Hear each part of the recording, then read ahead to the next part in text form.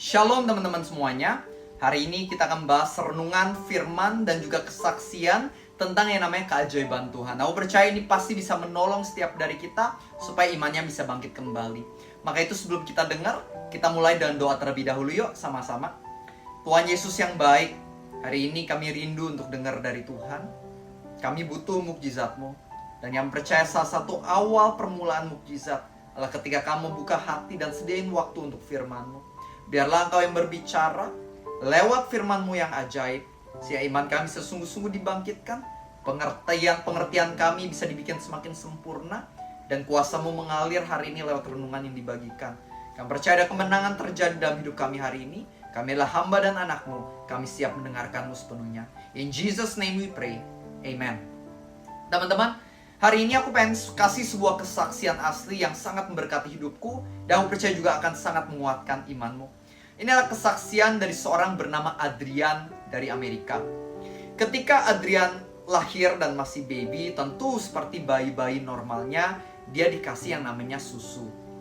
Ketika Adrian sudah sedikit lebih besar, waktu itu suster mengatakan kepada orang tuanya, oke, dia sudah mulai bisa diberikan makanan cair, anggapnya ya masih semacam susu, tapi kita mulai kasih ada ampas-ampasnya atau makanan-makanan padat yang berupa ampas-ampas supaya transisi ke solid food atau makanan padatnya bisa lebih baik transisinya. Karena kan cepat atau lambat kan seorang anak harus mulai bisa ya makan makanan padat.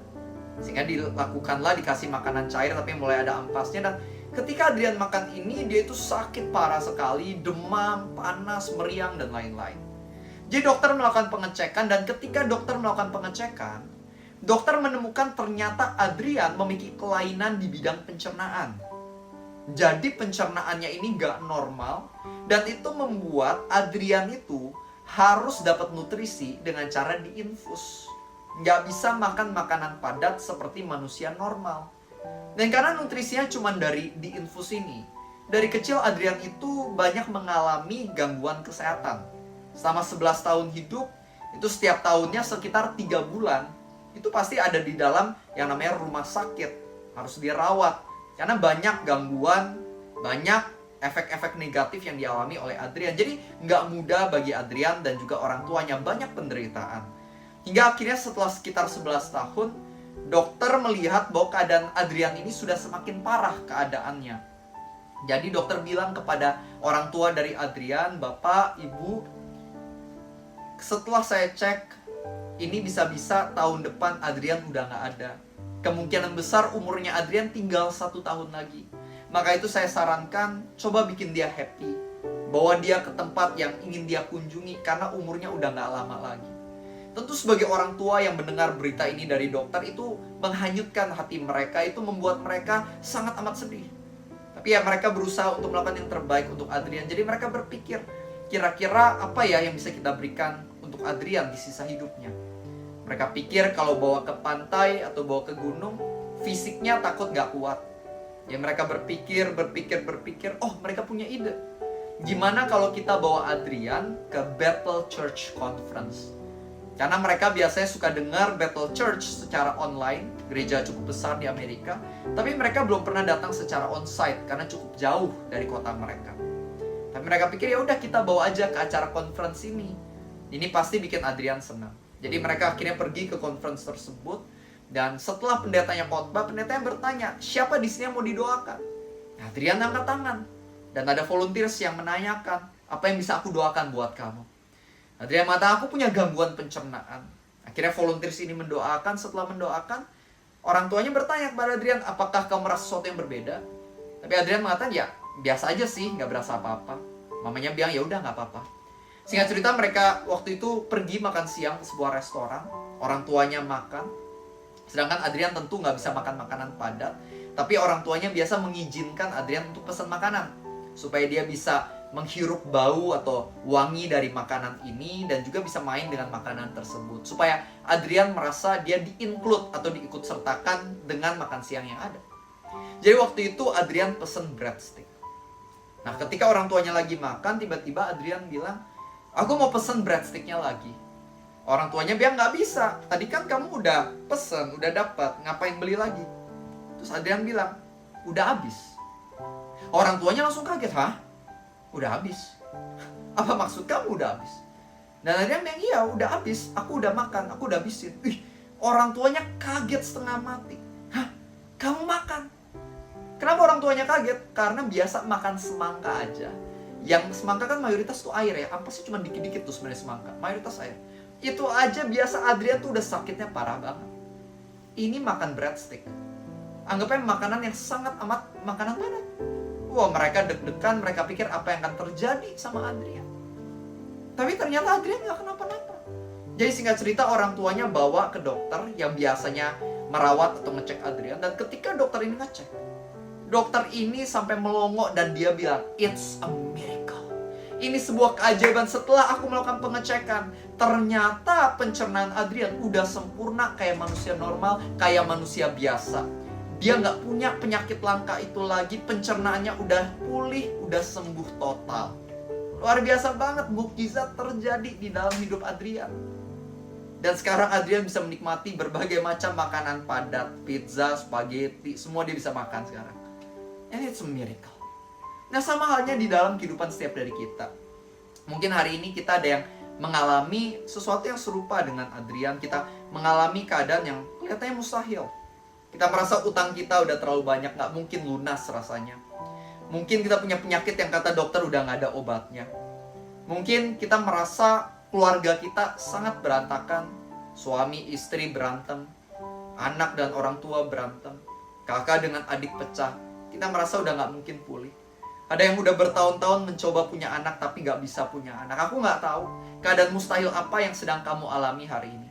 Tapi hari ini aku pengen ingetin kepada setiap dari kita bahwa Tuhan bisa mengubah keadaan kita secara sekejap, secara instan. Aku suka kalau kita baca Alkitab berkali-kali ada kejadian di mana dikatakan immediately, secara segera kesembuhan terjadi, kebangkitan terjadi.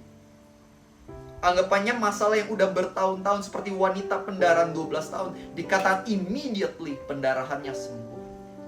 Sama halnya dalam hidupmu. Mungkin udah bertahun-tahun gak ada perubahan, tapi Tuhan bisa ubah. Kita mungkin kadang gak tahu waktunya Tuhan, caranya Tuhan, bentuk hasil yang Tuhan rencanakan. We don't know. Tapi percaya bahwa mukjizat masih ada. Tuhan menyediakan mukjizat bukan cuma untuk tokoh-tokoh Alkitab di zaman dulu, tapi hari ini Tuhan juga menyediakan mukjizat bagiku dan juga bagimu. Kuncinya satu, milikilah iman untuk percaya kepadanya. Sama seperti di Alkitab, wanita pendarahan 12 tahun itu, dia punya iman. Kalau aku sentuh jubahnya aja, I will be healed. Aku akan disembuhkan. Sama, milikilah iman. Kalau aku berdoa kepadanya, ketika aku berseru ke Tuhan, ketika sehari-hari aku mau saat teduh berjumpa dengan Tuhan, miracle will happen in my life. Milikilah iman. Karena dengan iman, keajaiban bisa terjadi. Teman-teman, jangan hanya punya iman untuk satu hari, tapi milikilah iman setiap hari. Kita nggak pernah tahu kapan Tuhan mau menjawab doa kita. Tapi satu hal yang pasti, Tuhan senang ketika kita datang dan berdoa kepadanya. Dan percayalah, keajaiban selalu Tuhan sediakan bagi orang-orang yang percaya kepadanya. Yakobus 5 ayat 16 dikatakan bahwa doa orang benar, bila dengan yakin didoakan, sangat besar kuasanya. There's power in your prayer. Ketika kamu berdoa, sesuatu di alam roh terjadi. Sama seperti Daniel ketika dia berdoa, pada suatu hari, 21 hari kalau nggak salah, malaikat datang, dia bilang, dari awal kamu berdoa, malaikat sudah bergerak dan mau datang ke kamu. Tapi waktu itu sempat ada halangan dari Prince of Persia. Anggapannya setan-setan roh jahat yang disebut sebagai Prince of Persia ini menghalangi. Tapi ketika Daniel terus berdoa, Mikael datang melawan roh jahat itu sehingga malaikat ini bisa menerobos dan sampai ke Daniel. Sama dengan doamu, jangan berhenti pada hari pertama, terus berdoa. Sesuatu di alam roh terjadi when you pray to your God. Miracle is coming your way. Keajaiban sedang berjalan menuju kehidupanmu. Teruslah percaya akan keajaiban itu. Keajaiban disediakan bagi mereka yang percaya. Amin. Mari kita tutup dalam doa. Tuhan Yesus, aku mau berdoa bagi sahabat-sahabatku, mereka yang lagi butuh keajaiban-Mu. Setiap dari kami bikin masalah yang berbeda, tapi aku mau berdoa bagi mereka. Setiap permasalahan, mau itu kesannya kecil atau besar, Kami tahu bahwa setiap masalah kami Engkau yang pedulikan. Dan Engkau mikir rencana yang terindah, masa depan yang terindah bagi setiap dari kami. Maka itu aku berdoa bagi semua teman-temanku yang mengikuti renungan ini hari ini. Berikanlah mereka keajaiban, sesuatu yang mereka doakan, atau mungkin sesuatu yang melebihi apa yang mereka doakan. Engkau yang melebihi ekspektasi mereka. Kami tahu Engkau yang mengetahui yang terbaik bagi kami. So Tuhan Yesus, aku berdoa, biarlah kuasa-Mu, kekuatan-Mu, mukjizat-Mu mengalir bagi hidup mereka, bagi tubuh mereka, bagi keluarga mereka, bagi pekerjaan, keuangan mereka. Percaya kuasa mengalir hari ini. Roh Kudus, Kau yang bergerak dan bekerja. We love You and we believe that You love us. Dan biarlah hari ini kemenangan terjadi di dalam diri dan hidup kami. Dan kerendahan hati kami datang kepadamu dan minta mukjizat yang berasakan daripada-Mu. Help us Lord Jesus. Tolong kami. Karena kami tahu kami gak bisa apa-apa tanpa Engkau. Kalau segalanya Tuhan, we need Your miracles. And we need You. More than anything else. Lebih dari apapun juga, kami butuh Engkau. Tolong kami ya Tuhan. Tolong kami. Kami percaya Engkau dengar doa kami. Kami pegang janji-Mu dengan iman. Kami akan terus melangkah bersama dengan-Mu. Sampai mukjizat itu terjadi, kami akan terus setia. Dan setelah mukjizat terjadi, kami akan tetap setia. Terima kasih Tuhan. Kau sangat baik, Kau sangat indah. Dan hari kamu declare sama-sama Jesus Christ, You're always more than enough. Di dalam nama Tuhan Yesus yang percayakan keajaiban Tuhan, kita sama-sama katakan Amin. Semoga memberkati. Dan jangan lupa jika ini memberkati, jangan lupa share, like, dan juga subscribe. Support channel ini agar lebih banyak orang-orang yang bisa mendengar renungan firman yang dibagikan.